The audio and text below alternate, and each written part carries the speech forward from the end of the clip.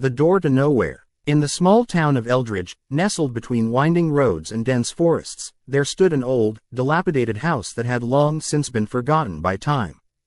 The locals whispered stories about it, tales of strange lights flickering in the windows and eerie sounds echoing at night, but few dared to approach it.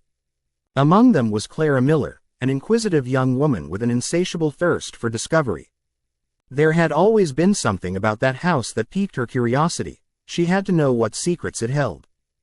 One cloudy afternoon, driven by a restless spirit and a daring heart, Clara made her way up the cracked stone path toward the decrepit structure.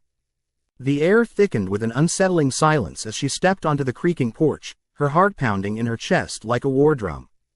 The door, surprisingly ajar, groaned as she pushed it open, revealing a dark hallway lined with peeling wallpaper that whispered of forgotten memories.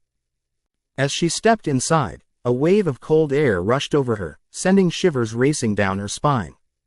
Dust motes danced in the dim light filtering through grimy windows. Shadows stretched and warped across the walls, teasing her with glimpses of movement. Ignoring her instincts, Clara took a deep breath and moved further into the house.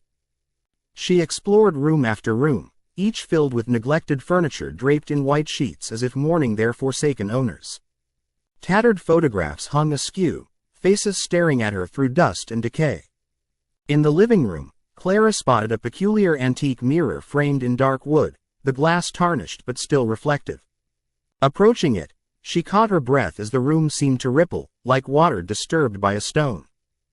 Suddenly, an image began to materialize within the warped glass. It flickered like a candle in the wind before settling into clarity. Clara gasped. It was her. But not quite. The girl in the mirror wore a pained expression, her eyes glistening with unshed tears. This other Clara raised a hand as if trying to break through the glass, and in that instant, the air crackled with potent energy. Against all logic, Clara reached out toward the reflection. Sparks ignited across her fingertips as they grazed the cool surface, and with one swift movement, the world around her shifted. She felt herself being pulled, drawn into the mirror like a moth to a flame.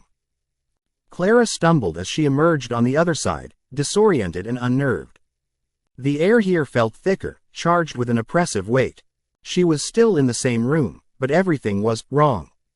The colors were distorted, shadows lurking deeper than before, and a chilling silence enveloped her. The alternate Clara stood before her, smirking subtly with a cruelty that chilled Clara to her very core.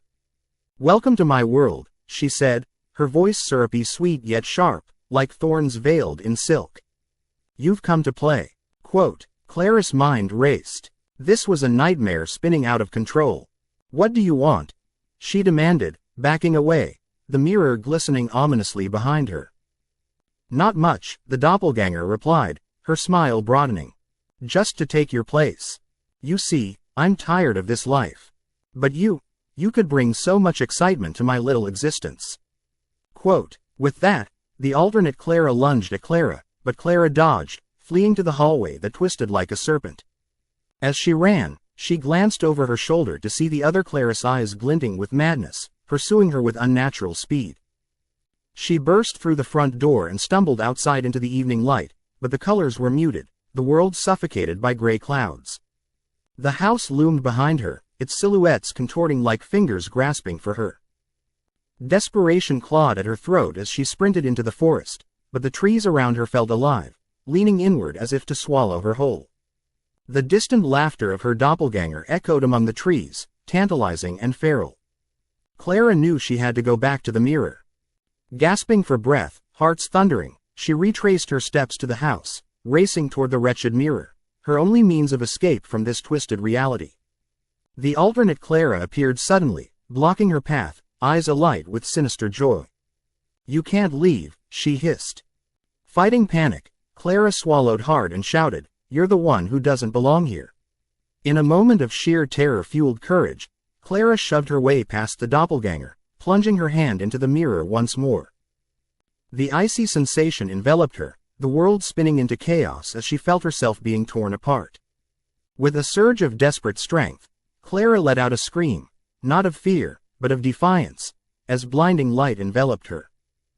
When the light faded, Clara gasped, finding herself back in the living room of the house, her heart racing.